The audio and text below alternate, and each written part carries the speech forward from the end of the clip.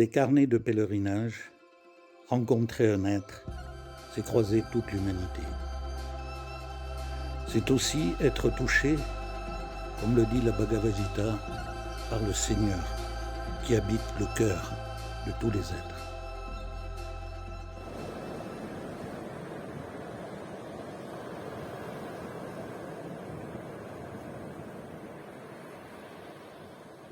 Les vagues du temps roulent le galet des jours jusqu'au silence.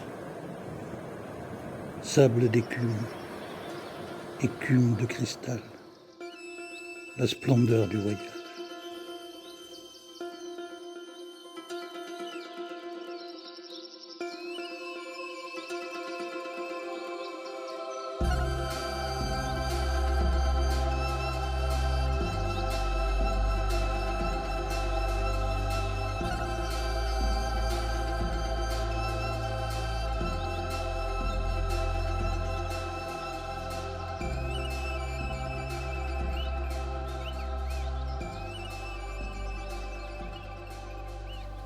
Tu parlais de cette philosophie ancienne, Platon,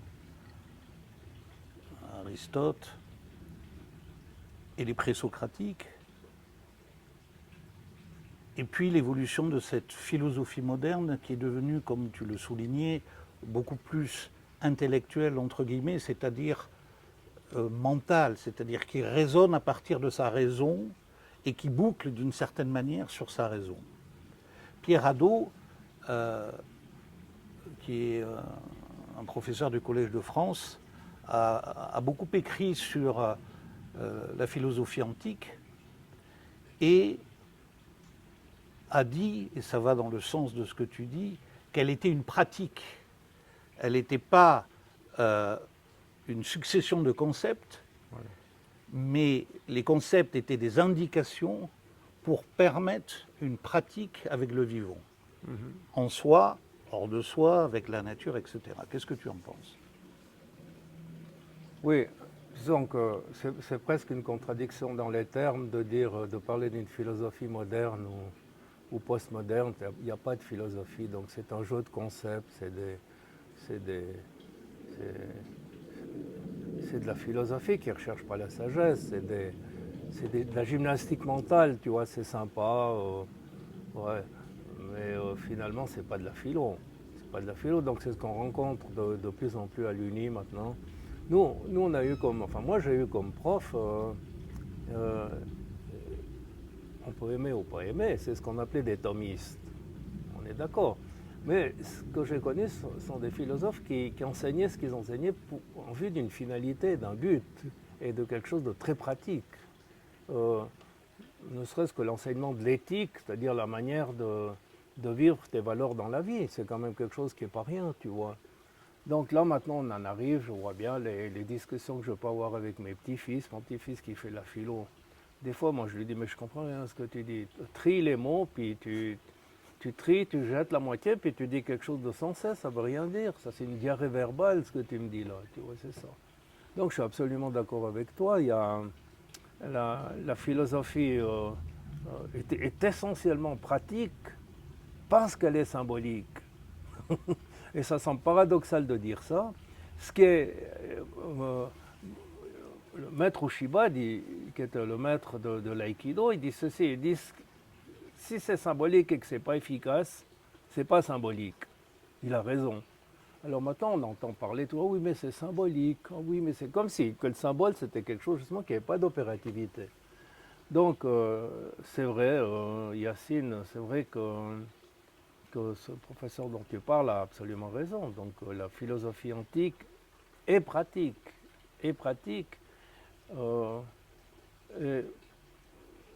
c'est clair qu'elle a disparu, elle commence à disparaître à la Renaissance. Tu vois. Puis après, en suivant la dégradation au temps des Lumières, etc., au rationalisme, positivisme, etc., technicisme, et puis on en arrive maintenant à une sorte de vide sémantique. Ce ne sont plus que des mots abstraits, des trucs comme ça, très... Voilà. Et puis, tout à fait d'accord. Alors nous c'est vrai, l'Occident, on est dans une sorte de désert philosophique quand même depuis plusieurs siècles maintenant. Et ce qu'il y a d'intéressant, justement, dans l'Orient, la dégradation a été beaucoup moins lente.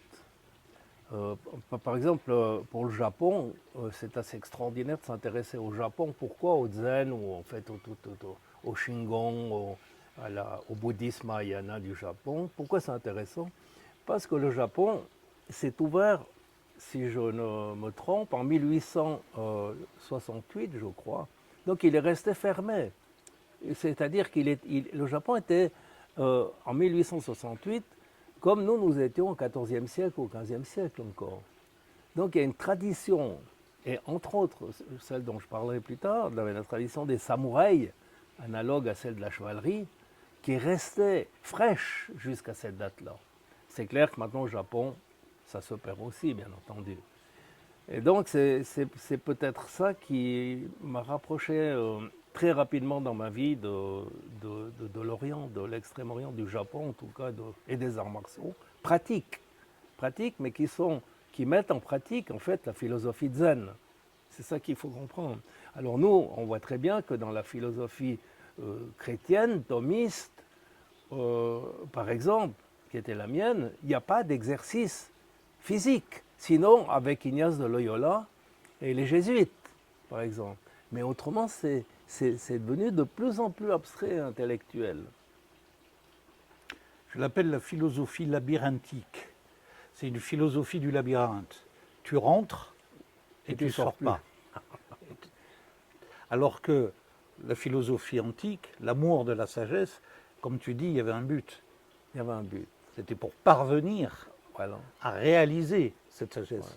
Quand on parle pratique, pour ceux qui vont nous écouter, ce n'est pas concret au sens occidental. Non, c'est pas c'est opératif, c'est-à-dire quelque chose qui peut nous transformer. Voilà.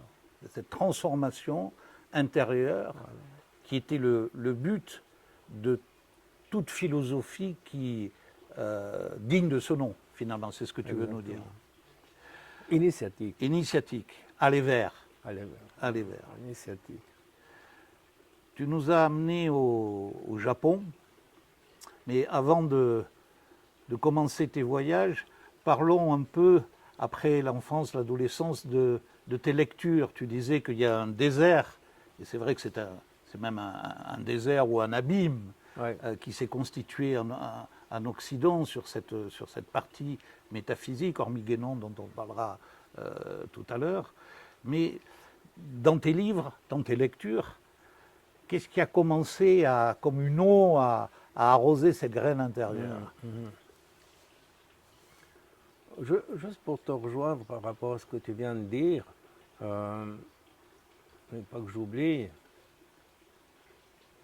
Maître Oshima nous dit en parlant du kata. Donc le kata, c'est un exercice qu'on pratique dans la sagesse martiale qui est une sorte de dhikr. Donc au lieu de les derviches tourneurs donc tournent comme on le sait, nous dans les katas, on fait une sorte de dhikr. Le kata est un dhikr et le dhikr est un kata finalement. Et Maître Oshima nous dit ceci: quand vous avez fait parfaitement votre dhikr ou votre kata, il dit qu'il faut sortir du kata. Donc ça rejoint exactement ce que tu dis. On est dans un labyrinthe, nous, avec notre philosophie. On ne sort pas du labyrinthe. Et on ne sort pas du kata. On ne sort pas du dhikr. Et c'est faux. Il faut sortir, il faut aller vers. C'est un moyen, c'est ça que ça veut dire, je pense. Bon, c'était pour te confirmer que j'étais d'accord avec toi. Donc, je me suis marié, bien entendu, à 24 ans. Ça coïncidait avec le commencement de mes études sérieuses, cette fois en philo. Et là, on a vécu avec ma femme, parce que ça aussi été un apprentissage extraordinaire, à la montagne avec des moutons. J'avais un ami qui avait des moutons, donc j'allais à l'Uni, mais en même temps j'étais berger. Donc j'avais des cochons, j'avais 2 cochons, j'avais la boucherie. On était en haute montagne à 2000, donc dans un petit chalet. Très souvent, voilà, les toilettes, elles existent à l'extérieur. on fait chauffer l'eau. Il y avait pas de, au robinet, il n'y avait pas l'eau chaude. Je me rappelle que Denise, ma femme, elle avait acheté une petite baignoire en plastique bleu, comme ça on mettait dans la cuisine, on faisait couler de l'eau, puis après je la lavais, moi je la lavais. C'était absolument extraordinaire. Bon, ma femme est extraordinaire d'avoir aussi accepté un truc comme ça, hein, tu vois. Mais c'était super. Donc on a vécu pas mal comme ça, plusieurs années quand même, comme ça, une dizaine, une quinzaine d'années avant de venir ici, qui n'était pas du tout comme ça. C'était une maison qui a été restaurée, c'était des ruines ici, hein, ce que vous voyez. C'était retapé, comme on dit chez nous, hein, c'est restauré. Donc ça a été un apprentissage du paysan. Donc je me souvenais de Platon, c'est-à-dire que quand Platon dit il faut que soit dans la transformation, il faut que toute l'âme suive. Donc, et Platon définit l'âme de manière assez précise en disant l'âme est faite de trois corps, de trois dimensions.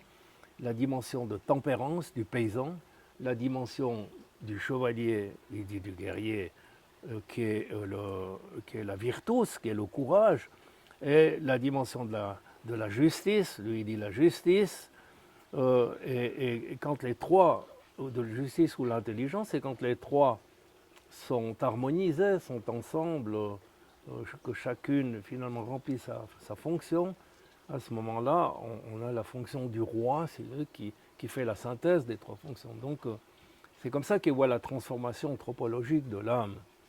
Donc je me suis dit comment appliquer ça dans la pratique. Bon, il fallait simplement que je devienne, c'est pas simple, il fallait que je devienne paysan, il fallait que je devienne chevalier, et il fallait que je devienne philosophe, ou nous on appelle ça mage, parce que le philosophe, comme le voit Platon, c'est une sorte de mage qui visionne, qui voit dans l'invisible les archétypes, donc qui est capable, c'est pour ça qu'il est capable de diriger la cité, le philosophe, et qui veut remettre le philosophe au centre de la cité comme gardien, visionnaire de ce qu'il faut pour la cité, en disant ben, les gars qui nous dirigent, c'est des guignols par rapport aux archétypes, ils ne voient rien, tu vois où on va, ça n'allait déjà pas très bien le monde, hein. C'est pas nouveau. Donc on a de l'espoir. Tu veux nous dire qu'il y a une relation étroite dans ce que Guénon appelle la vision traditionnelle, c'est-à-dire la vision inspirée de l'esprit, entre cette tripartie, intérieure de l'homme et cette tripartie que l'on retrouve chez les Indo-Européens et ailleurs sur les trois grands archétypes, le sage, le guerrier et le paysan. Voilà. Et que la société, la communauté extérieure doit être en reflet avec cette communauté intérieure. Tout à fait. Et donc, si je comprends bien de ce que tu veux dire, c'est que celui qui s'harmonise dans sa propre communauté intérieure va pouvoir apporter sa pierre à l'édifice de la communauté extérieure. C'est très bien dit, c'est mieux dit que je ne le dirais d'ailleurs. Je sais pas. Oui. Et ça nous amène, ce que tu dis, à la gouvernance. Aujourd'hui, c'est le mot employé, parce que comme tu le disais, si on regarde les gouvernants d'aujourd'hui, on voit bien que, à travers l'aspect que tu soulèves, ils sont aveugles, on peut le dire, ou myopes, pour le moins.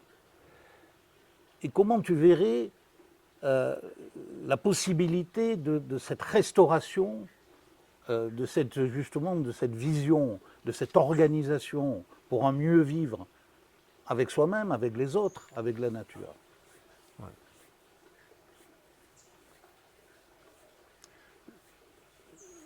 Donc cette tripartition dont tu parles de l'âme, donc il est clair qu'on l'a oublié.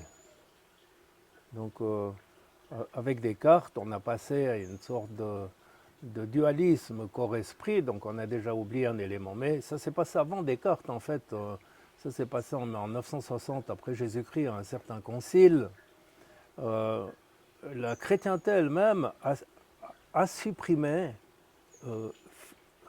théologiquement cette dimension intermédiaire entre la terre et le ciel, c'est l'atmosphère naturellement, mais symboliquement, ça voulait dire que entre le corps et l'esprit, il y a cette notion d'âme qui était représentée symboliquement à l'époque par des anges, on les appelait les anges. Donc les anges ont été évacués de la théologie doctrinale. Donc on a ôté sur cette échelle qui va de la terre jusqu'au ciel, c'est comme si on avait ôté des échelons. Et ces échelons avaient naturellement, et c'est un barzac, c'est un passage. S'il manque 3 échelons, c'est difficile d'arriver jusqu'en haut. Donc on a ôté une dimension soit au cosmos, soit à l'anthropos. Et depuis Descartes, après on a parlé simplement de corps, voilà la chose res extinsa, res incessa, donc là, le matériel, l'immatériel, mais on n'a plus parlé de cette dimension qui permettait le passage, le pont. Voilà, on a supprimé le pont, le pontifex, et le pontifex on l'a supprimé. Donc cette tripartition, je crois c'est important que celui qui nous écoute intègre l'importance de cette notion d'âme tripartite ou des 3 modalités de l'âme qui sont symbolisées par, effectivement, dans la tradition, comme tu dis, indo-européenne, par le paysan, le guerrier, le philosophe ou le mage, comme on l'appelle, et dans la synthèse, et le roi. Ça, c'est du Mézil, donc l'ethnologue, qui a beaucoup parlé de cette tripartition indo-européenne qui couvrait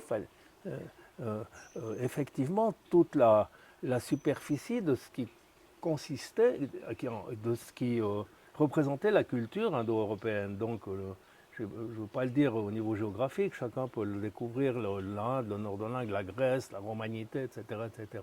Donc tout le monde pensait avec cette base de tripartition de l'âme. Donc on pensait dans ces 3 dimensions. Donc on arrive à notre époque, c'est pour ça que je dis que c'est le désert. On n'a plus qu'une dimension, parce que beaucoup nient même la res intensa. Donc il ne resterait plus que la res extensa. Donc ça veut dire qu'il ne reste plus que le monde grossier, le monde quantitatif, ce que Guénon appelle le monde quantitatif, le règne de la quantité.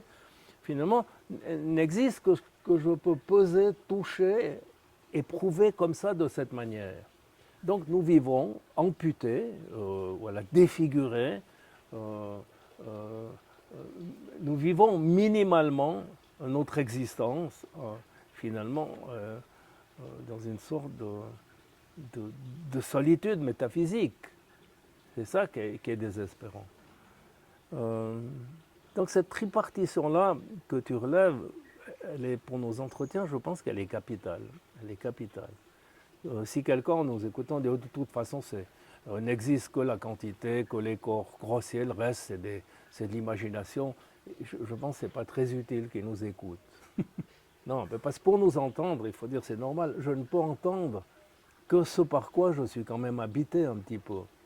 Donc c'est très difficile pour nous à prouver quelque chose qui n'est pas prouvable dans ce domaine-là.